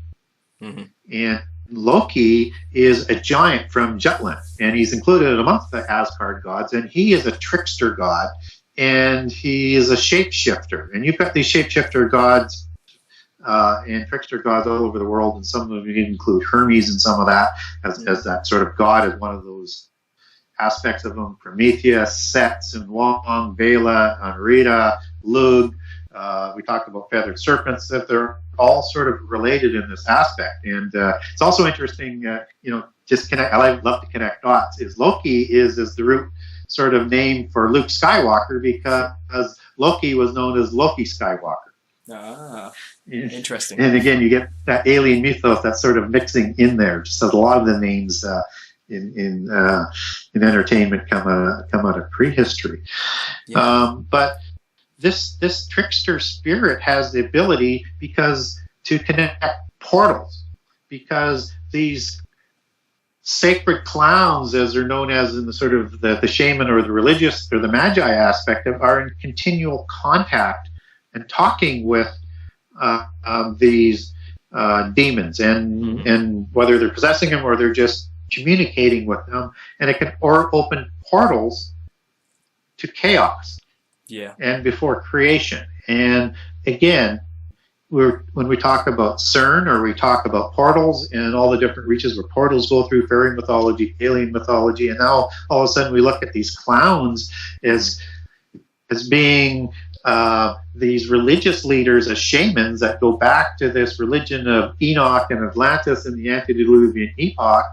All of a sudden you just start to go, oh my God, how far does this reach? Well, if you go through all ancient tribes from spanning from the China, Australia, Aborigines, all African tribes, North American, South American tribes, the druids and things like this, they all have a jester archetype character within the gods, and that the people would do rituals, dress up as. And they were always very bizarre-looking, psychedelic, clownish-like creatures. Very similar. They're usually black and white is a common motif across all of them. Having two horns, which are wobbly, and furry, bushy skin, or like some of them are just balls of hair. It looks like, and that's a very common theme as well. Again, another significant connection to Nephilim is they were known as being very hairy beings. That's it. Yeah, exactly. And another thing which I found, this is something I've kind of connected, is if you consider a carnival or a fun fair as this place where there's a big wheel of light spinning constantly, and there's many lights flashing and multicolored bulbs going off all over the place, and it is the natural habitat of the clown, physically speaking. So symbolically speaking, does that represent the kind of world they're in as spiritless bodiless spirits? You know, the fractal psychedelic realm people experience on ayahuasca, you know, or on DMT, let's say. And it's regularly reported by secularists, people who don't have a clue anything about this, that they see jesters when they take these consciousness transferring drugs. Jesters are common, and they usually mess with them, attack them, swear at them, joke with them, you know, tell them lies, tell them all sorts of things, contradict themselves, joke, dance and laugh around whoever's in that realm for the 10 minutes they're there, you know. And these commonalities of the carnival, you know, this place where there's a giant wheel, the portal spinning, if you put it on a time lapse, you know, it's a constant wheel of light. So if it's symbolic, I don't know if it's done on purpose, but it seems like some kind of it could be, it could be the spiritual manifesting in the physical in some way. You know, this place. They are always inundating us in every environment where the belief system is positioned with its allegories and symbolism. So you think it's intentional then? Well, that's interesting. Yeah, it could be. You know, I do wonder sometimes what is spiritual in nature and what is really man-made. You know, and that's something which could be intentional, and I can see how it was done. Another thing which I do think is specifically designed and intentional is nothing against the homosexual community. You know, I love them all, and I want them all to be saved like everyone else. But the movement of gay pride, this idea of having a festival going through the streets, and you see these, usually the people there dress in clownish, colourful, feathered, bright clothing with the rainbow flag going all over the place. Not dissimilar from the multicoloured pattern seen at a fun fair or a carnival. Which I believe, again, represents the realm within the Nephilim, you know, where they are disembodied right now, looking like jesters and clowns, you know, that's kind of probably their form right now. The psychedelic coloured clothing and patterns represent that, I think, like the diamond shape or the Harley Quinn pattern. But you see this Pride Festival, and obviously the Nephilim, where is another word for proud, you know, they were very proud, over the top, self-loathing, narcissistic race of people. And then you apply, you know, a pride parade to these people who are dressing like clowns and jesters, you know, celebrating sin, as we would call it, in debauchery, walking naked through the streets where children can see them, involving children in this type of thing. You know, obviously I don't want to get on that now, you know, and go down that debate, but symbolically speaking, I see it again, the Nephilim manifesting themselves in the physical through people, you know, acting in such a way and dressing in such a way. Just like people dressing up as creepy clowns to scare them. Why the clown? And why has it been released recently as well, coinciding with this? You know, is it symbolically saying the Nephilim are returning? Is that what it's all trying to say? Yeah. Well, it seems to be in their belief system they have to tell us what they're going to do beforehand. And they keep their mythos and their religion and their beliefs alive continually and in all sorts of aspects. And people don't know, just as you described, about all of the imagery that's in the gay movement. That is all typical demon and Nephilim imagery. They just don't realize. Well, it looks so beautiful, doesn't it? So colourful and so bright. Like Lucifer poses as an angel of light, you know. No Marvel. Yeah. And again, Marvel magazine, you know, Marvel, which is about superheroes, which are modern day Nephilim, you know. Referencing that very quote that Lucifer poses as an angel of light. So it literally is all pervasive. We're getting into that idea again, aren't we? That how do you explain something so big so quickly? Because it just goes on and on and on and on and on. And as you get into that superhero thing, I mean, those are definitely reflections of the Nephilim, and you know, and again, sort of connecting that with the clown thing and the history of the clowns. And you may have covered this, but I'll throw it out in case it hasn't been covered. Oh, go ahead. Is that, you know, as the gestures and the jokers are evolving through the Middle Ages, and they're trying to hide from the Catholic Inquisition and being called witches, and they're still being part of the court, and they're still trying to keep the king reminded through humor of his fallibility and sinful nature as they believe in their belief system. If for whatever reason they fell out of disfavor as a gesture or joker of the royal court, they would be mutilated, and typically mutilated in the face. So now you roll that forward to Batman and the Joker, and not only does he have that Joker title, not only does he have the white face and the clown-type face, he has the mutilated face as they roll this allegory forward. And of course, you know, Batman is just another superhero, and Gotham, it comes from Gotham. And as you go through the Batman series, it is absolutely inundated with an allegory that even associates New York City, or Gotham as they have it, with Sodom and Gomorrah. And I'll write my book, The Connections of Nephilim to Sodom and Gomorrah, not only just with homosexuality, but all sorts of sexual violations and other corruptions, and that they were involved there. They tell us their history over and over and over and over and over. People just don't recognize it.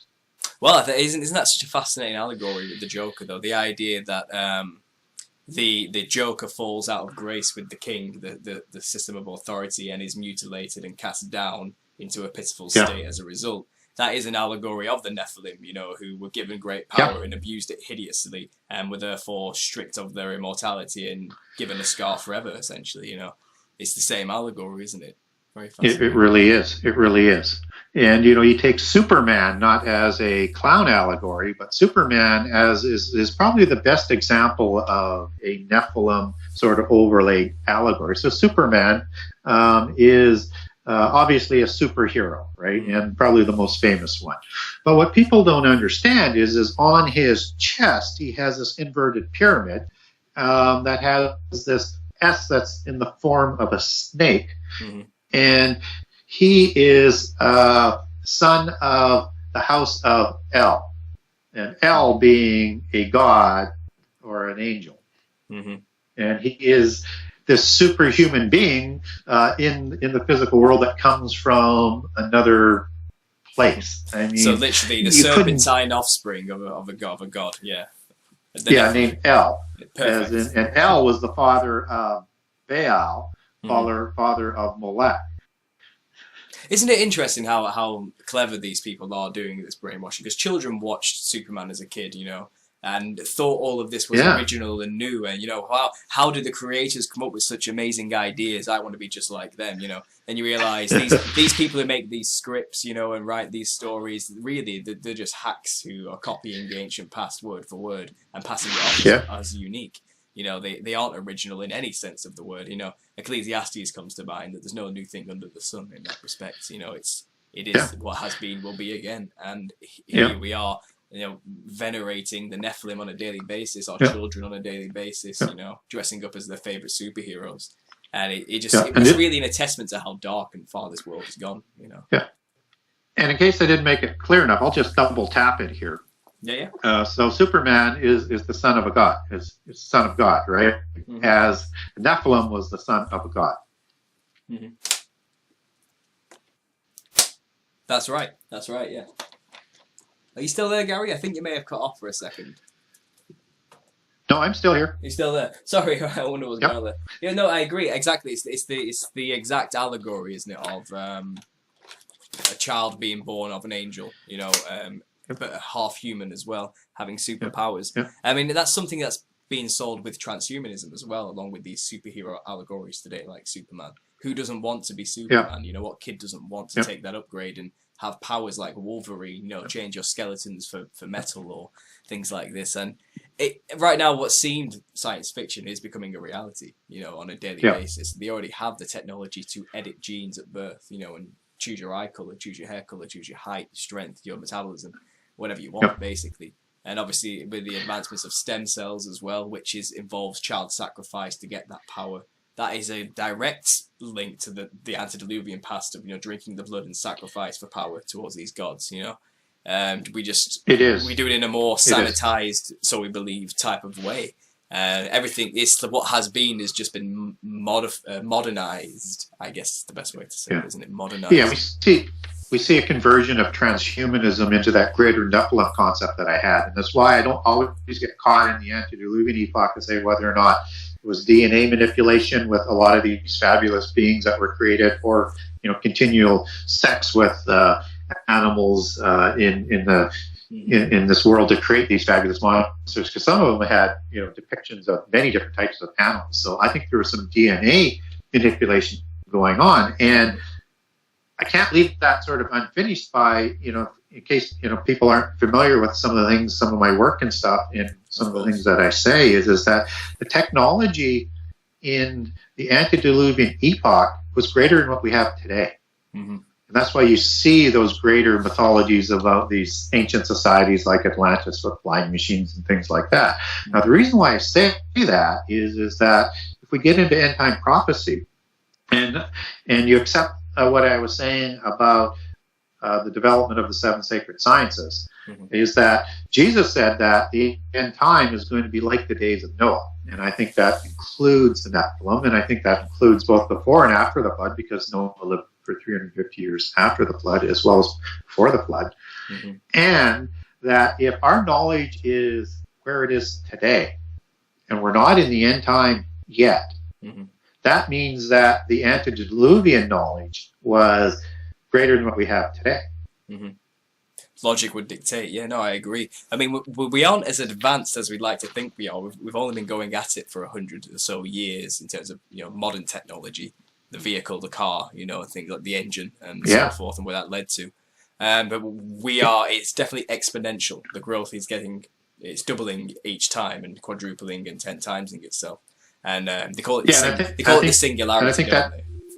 And I think the same thing happened in the antediluvian epoch. It may have been as part of our history for a period of time where there wasn't much technology, but as we have experienced, it doesn't take that many centuries to go from no mechanism to flying in space. It's a very quick decline, isn't it? And most civilizations prosper until they don't, you know, and suddenly just collapse rapidly in their own way to success usually. And I guess it must be that time again, because it's not as though the intentions are bad with technology, but people don't really understand what they're doing with technology. Like transhumanism, for example, is sold as a good thing to extend life and save lives, you know, and who can argue with that, right? And it's this kind of altruism within everybody is pushing it forward, and they're being played for fools, in my opinion, by drones, you know. And not to pardon the pun, right? Exactly. The irony that a clown and a jester and a joker is also a fool, but that's sort of the allegory and the disguise as well. And so people don't misunderstand what you and I are, you know, sort of talking about. I don't think you're against knowledge and technology, and I know I'm not. I'm not against the sciences. But what we learned is that this knowledge and technology can be used for good, or it can be used for evil. And typically we get both. So it's that application of the knowledge which is always dangerous. And so as we go forward with transhumanism and all these other different technologies that are coming at us, we're going to see the good side of it, because that's what we want to see, and we're going to want to embrace that. Of course. But I don't think the world has the wisdom to recognize the downside and then do something about it. Well, I think what really the problem is the eternal refrain of mankind, and this sin problem we all seem to have, where, you know, if you look back at the atrocities during the 19th and 20th century caused by communism and the hundreds of millions of tortured, killed, the deaths caused by such things, and then you look at what the Nazis managed to get away with, you realise humans do have a capacity to do terrible things. And I think obviously knowing God is also to know that you could do that too, given the circumstances. To know thyself and know thy own evil, that respect. And most people haven't confronted that aspect and think that no matter what I do is good because I believe it's good. And that delusion, I would call it, that ignorance, naivety, is kind of what's destroying us. And they say we're more advanced than ever, but emotionally speaking, I think we're still teenagers essentially as a race. We had to start again since the flood. Exactly. I think it's a deception and a delusion to think that we're smarter than our ancestors were. Our technology is more advanced, but we're the same individuals. We think the same way. We make the same mistakes. Mm-hmm. And that's why nothing is new under the sun. And that's why the end time is going to be like the first apocalypse. Mm-hmm. That's right. Well, it's kind of from start to finish. The beginning is the end, isn't it? It's kind of an interesting full circle, and that's the beauty of God, I suppose. Now, summing up here, we've got 10 minutes left, 9 minutes left. I want to round this up at 2 hours, Gary. There was a few topics I wanted to quickly skim over, just to see what you think. The Great Wall of China, was it built to keep giants out, do you think? I don't think it's large enough to do that. It's certainly a possibility. And I don't think there's any significant evidence that I've come across to support that it was built for giants. What we do know, though, is that many of the Scythians, which are deeply connected to the Tuatha De Danann, as we talked about earlier, and Gog and Magog, which comes out of Greek mythology and out of the Bible as names of giants. These are people that migrated. Not only did they go to Ireland and into Germany and into Sweden, but they also went into Russia. Mm-hmm. And of course, the Scythians are the serpent people, and they're also known as the Sarmatians, and also connected with the Amazon women, and they're all part of this sort of group. And their belief system takes them back to certain giants who escaped out of Tartarus. And if people aren't familiar with what Tartarus is, it's kind of a name for an abyss or a prison that the rebellious titans of Greek mythology were locked into after that giant rebellion was put down by the gods. Mm-hmm. And so these are the ones that escaped after the flood. And they come from giants named Scythes and Keltes and Gelates and a few other names that are all related to Galatians and Gauls and Celts and Tuatha De Danann. And they migrate heavily into Russia as well. And in the end time, we have the Gog-Magog war. And then at the 1,000 years, Gog and Magog also rise again. And again, Gog and Magog are also giants that are part of the old Britain history with Albion, Gog and Magog, and of course the Trojans and the Scythians and the Sarmatians migrating over from the Troy area. So is it possible? I'm just laying down how it could be possible that descendants of giants were roaming there, because it was in the far reaches of civilization. And the Chinese civilization, which we know is quite well established to a great age, needed to protect themselves, even as past 1000 CE or AD. And so this wall gets built for protection. But I've done some research. I just can't officially connect it to protect them from walls. I know that's a long sort of explanation, but I wanted to give why I was digging into it. No, that's true. I figured if anyone would know, Gary, it would be you. So I just threw that out there. That's great answer. And another thing as well I wanted to know about is the monolithic temples of the past. What were they for? These huge structures which can't possibly have been built by us, because the stones themselves are just unfathomably heavy and large. What were they for? What was the purpose to put so much effort into building these huge, beautifully intricate, massive buildings on ley lines? What was the point at the time? Right. So in the antediluvian world, you have a time before the creation of the people of day 6. And I also will distinguish day 6 people from the Eden account. And if people want some detail on that, just get a hold of me and I'll email you the documents on the differences between Eden and day 6. And what was going on before the creation of humans is that these great cities were being established according to polytheist religion, history, and mythology. So the great cities, let's say, of Sumeria are as much as 10,000 years CE old. And so humans would have inherited these cities.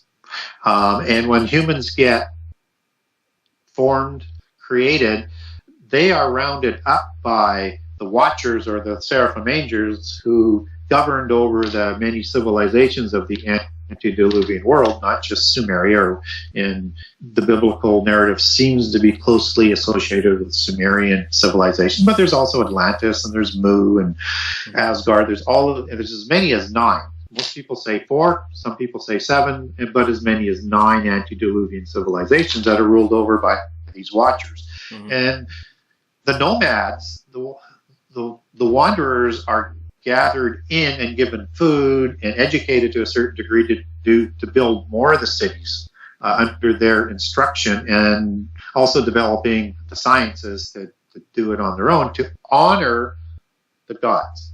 Right.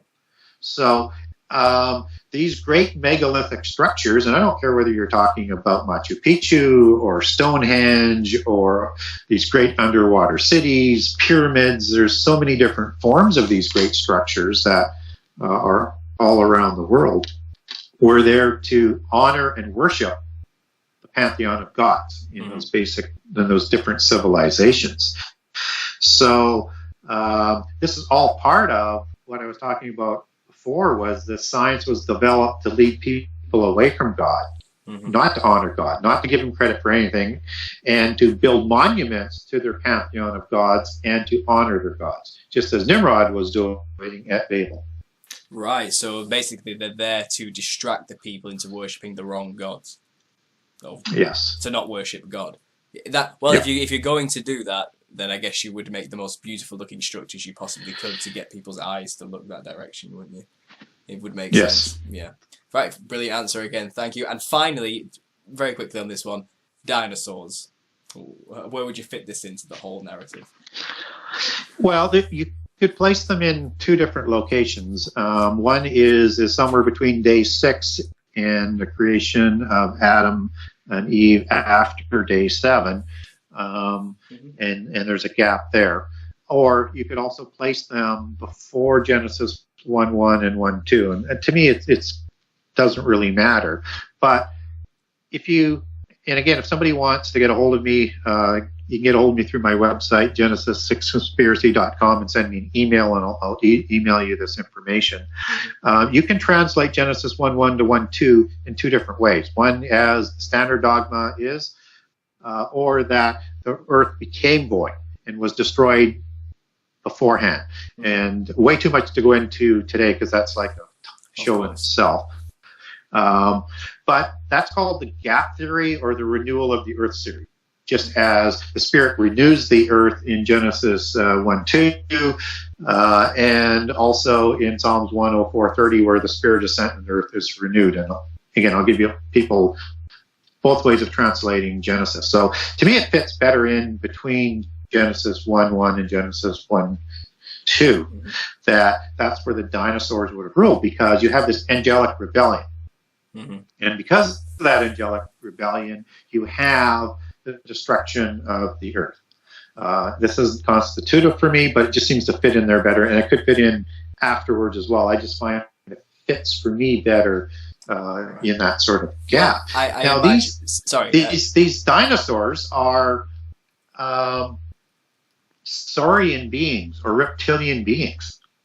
This would be a favored species of reptilian, seraphim, viper, dragon, seraphim angels, right? So to me, it makes sense that they created these giant animals, kind of like their preferred reptilian image, just as Nephilim became reptilian offspring to usurp the world away from Adam's descendants. Interesting. I've not heard that perspective before. And the term dinosaur is only a couple hundred years old.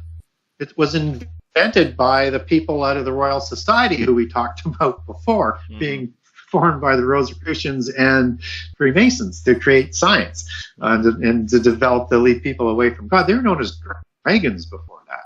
Dragons, of course. Right. Well, and speaking of dragons, they don't go that far back in history. They've been around quite a lot recently than before the flood as well. Yeah. I've heard one theory as well that dinosaurs weren't necessarily as carnivorous and as vicious back then until there was a corruption made of all life on Earth.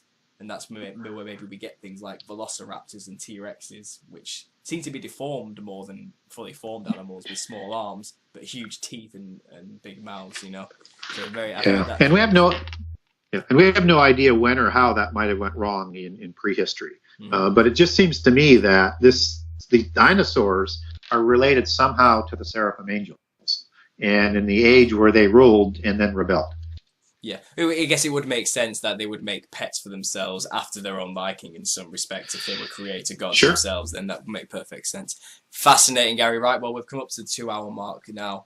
Thanks for talking. It's been great, and I hope to do it again sometime. Before we just sum up here, how do people listening contact you and find out more about your work? What's the contact details? So, yep, you can get a hold of me through my website, www.genesis6conspiracy.com. That's Genesis 6 with the number 6 conspiracy.com. I have an email contact there. You can also look on my website for other interviews to get a better flavor for me. And if you're interested in the book, I have a generous excerpt on all 98 chapters on that website to give you a feel for whether or not that would be a book for you or not.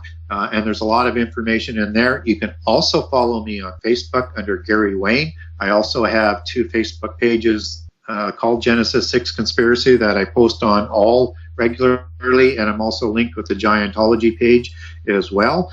And you can also follow me on Twitter at GaryWayne63, at GaryWayne63. And if you get a hold of me with a question, I will definitely get back to you. And on most comments, I'll get back to you. Do not forward me videos and things like that, because I probably get 15 videos a day to try and review, and I can't keep up to those. All right. Fantastic, Gary. Thanks again for this. I really appreciate it. Thanks for taking time out of your afternoon. And for me, it's 10 o'clock in the evening, so it's bedtime for me. But you enjoy the rest of your day, Gary, okay? Thank you. For this. And you have a good night. Thank you. No problem. Bye now. Put your hands together one time. I want you to get together. I want you to get together.